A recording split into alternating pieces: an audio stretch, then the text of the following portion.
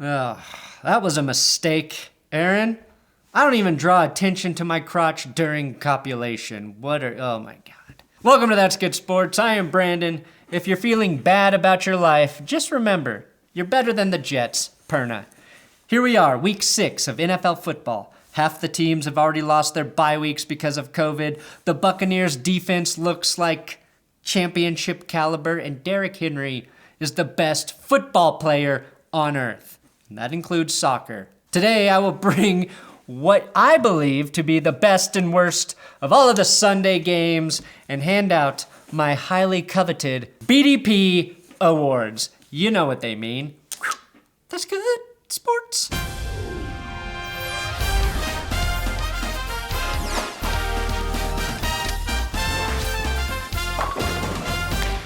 Hey, do me a favor, subscribe to this YouTube channel. And if you already have subscribed, then create a new email address, log into Google through that, and then subscribe again. I want to become the most inflated YouTube channel with subs. I do have Big Dick Patreon shout out for new donors. Happy birthday, Techie. Aaron loves you and all the nasty things you do. Nick, Jack Lucetti rhymes with spaghetti. Brian motherfucking Hilbert, Woody with a yearly donation, Scott Jacob upping to 5, Wade Woodrow Powell, and Andrew E. Thank you guys for your donations. Patreon.com/thatsgoodsports. That's how you support this channel. Every week you get a Patreon only video.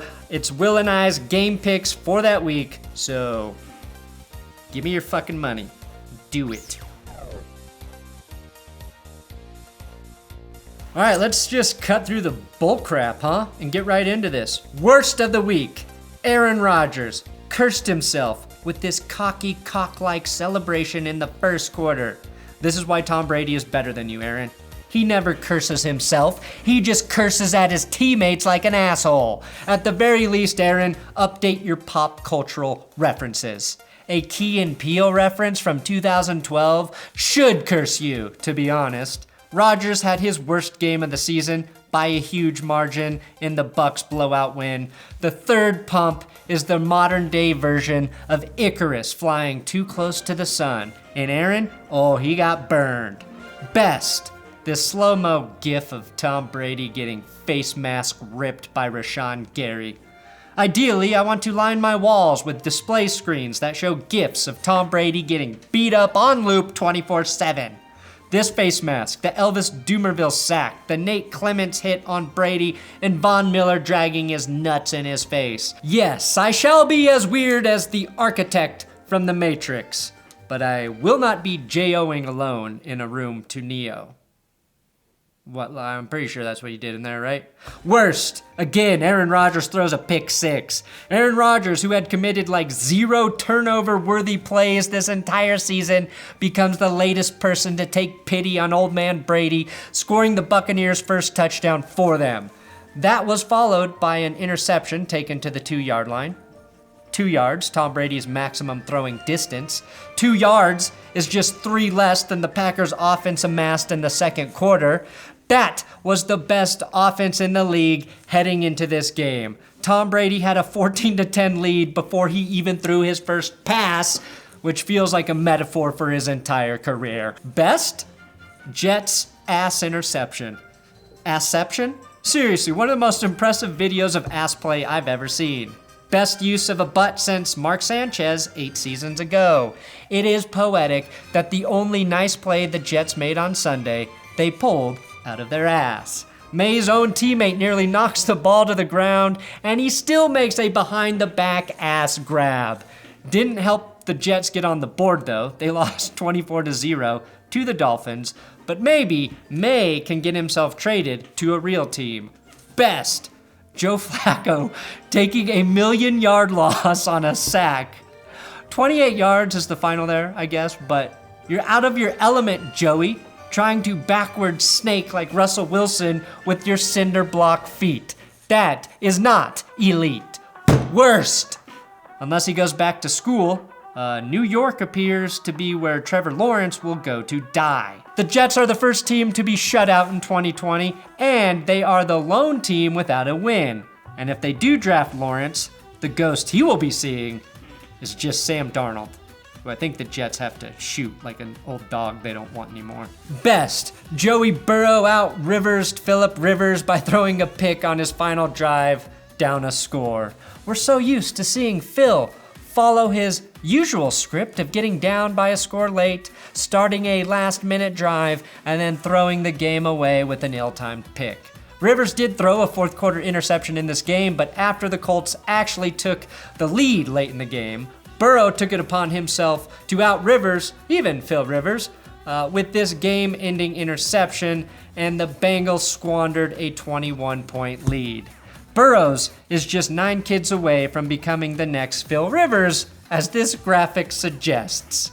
Best, Joe Burrow scored on a quarterback sneak early in this game and spiked a football into heaven. He's everything Jared Goff isn't. Best, the Jaguars are on their 5th kicker this season. The new kicker, his name, John Brown, and John Brown looks cool as fuck. Worst, Kirk Cousins. Kirk Cousins and 3 first-half interceptions as he moved into first place for most interceptions by a quarterback this season with 10. That's 1 more than Carson Wentz at this point. It takes a special type of bad to make the Falcons' secondary look elite. Remember when his only knock was playing poorly in prime times? Now he sucks all the times. Justin Jefferson, though, is a stud, putting up 2 touchdowns and 166 yards, but Kirk Cousins needs to find him before spotting the opposing team 3 touchdowns. Best, the Falcons finally stick the landing, receiving perfect 10s from all of the judges. Atlanta scored 10 points in every quarter of this game for a perfect 40. Perfect balance and consistency. Something I never thought I would say about the Atlanta Falcons this year. Worst, Matt Ryan went 30 of 40, threw 4 touchdowns, completed 75% of his passes, had 136.6 passer rating, and still won't win the Big Dick Player Award. Why? Because I'm a bitter little jerk who picked Atlanta to win all season long, and then switched to the Vikings this week, only to end up looking like a real idiot. Worst, Baker Mayfield benched for Case Keenum at the top of the 4th quarter. After pooping their pants against their big brother Steelers, the Browns pulled Baker Mayfield allegedly because of his injured ribs. We all know that if the score had been reversed or even closer, he would have finished the game. Or maybe Kevin Stefanski didn't want Cam Hayward to continue to treat Baker Mayfield's body like a Mason Rudolph head. Cleveland is 4-0 against Indy, Cincy, Washington, and Dallas. But against real AFC North competitors, Baltimore and Pittsburgh, they've been outscored 76-13. Steelers, Titans, and Seahawks are now the only undefeated teams left in the league. And this pick from Minka Fitzpatrick let us know the Browns were not ready to play the big dogs in the AFC North. If you throw in Ryan's performance on Sunday, that's 4 touchdowns from the Fitzpatricks in Week 6.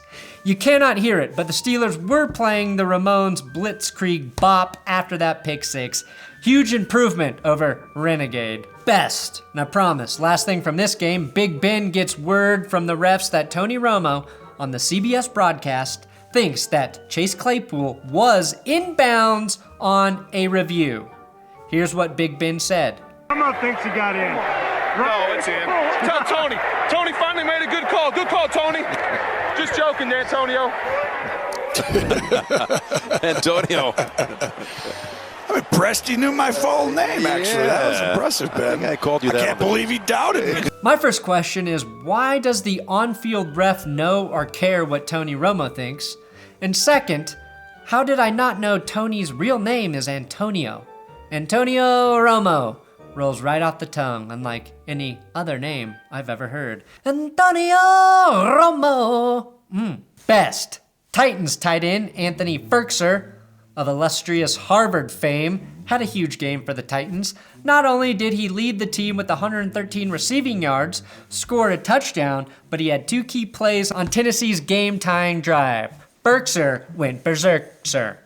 Best, A.J. Brown receives best use of a shin to score a touchdown. Best, Deshaun Watson, knowing the Texans lost the moment he did not win the coin toss. Watson played great, but just like his French-sounding first name, he too knows when to accept defeat. Worst, Gardner Minshew's Jaguars suck. Best, they let the Lions win, and DeAndre Swift got his first 100-yard rushing game, plus 2 touchdowns. If Adrian Peterson wasn't stealing his goal line carries like a real Jerome Bettis, Swift could have had the hat trick on Sunday. Best, running back Miles Sanders is teammate of the year for fumbling away his long run, giving the touchdown to JJ Arcega-Whiteside. Look, when you know that Arcega Dreamcast-Whiteside hasn't scored all year, and you already have, that's called playing co-op multiplayer. Really going the extra miles there for that wordplay. Best, Jason Verrett sighting. We have a Jason Verrett sighting. After being injured since the Obama administration, Jason Verrett, the greatest corner to never be healthy, is finally healthy and making plays for the 49ers secondary. I honestly thought he had retired and was running a successful Starbucks franchise in the Midwest. Nice to see you back, Verrett. And now we have our prestigious Big Dick Player Awards. It's not a fluke, it's for reals. Ryan Tannehill is the guy we saw at the end of last season. It's why every team should try and trade for Sam Darnold. Getting away from Adam Gase is the best career move possible you can make, outside of secretly poisoning your direct superior. Tannehill threw for 364, 4 touchdowns, and a pick in the Titans' 5th straight win to start the season. Getting A.J. Brown back was a huge boost. Those two are on another level, hooking up for 2 more touchdowns on Sunday, and Tanny even got 100 yards out of Anthony Berkshire, like I mentioned earlier, who had 204 total yards last year. Tannehill did get some help from this next guy, though. How do I not give the Big Dick Ball Carrier Award to another Titan in Derrick Henry? Henry is still making men look like boys. Henry is the strongest guy in the room when the room is full of alpha, roided up males who can bench press smart cars. I wasn't even the strongest guy in the room when I used to visit my grandparents at their nursing home. Old Lady Gertrude was a real mean bitch who used to put me in a chokehold and give me noogies. Although, I think she called them something racist. Henry went over 200 yards rushing, ripped off a 94-yard tutty, and scored the game-winning touchdown in overtime from the Wildcat formation.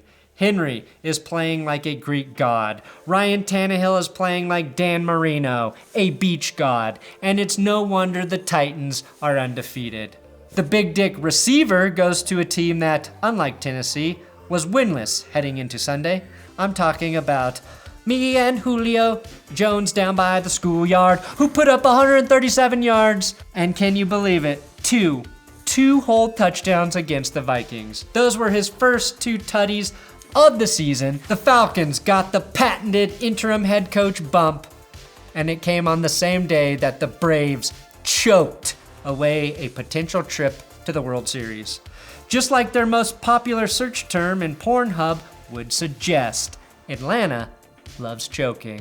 And the Chicago Bears are thoroughly unexciting, but they don't care because they're 5-1 and now tied for first place in the NFC North with the Packers, thanks to Big Dick defending. I'm giving it to their whole freaking defense. They stopped Carolina twice within the 10-yard line in the first half, had 2 interceptions, including a pick 6 that got called back on an iffy penalty, and 4 sacks on Teddy Bridgewater. Mike Davis was held to 48 rushing yards and a fumble, and Teddy was kept out of the end zone. His well-endowed counterpart wasn't spectacular in Big Dick Nick, but he did enough to get the job done. And it is time to take the Bears seriously. And it is time to stop letting Mike Ditka do infomercials. Prescription drug coverage, free gym membership, and no monthly premiums. That's no. Thanks for watching another episode of That's Good Sports. Thanks for watching the best and worst of the weekend. We drop these videos every Monday, so make sure you keep coming back. I post videos every day, so that might be a little much for some of you. I have an abrasive personality, I've been told. Not very likable. Don't score well with a female audience. There's a lot of reasons not to watch, now that I think of it.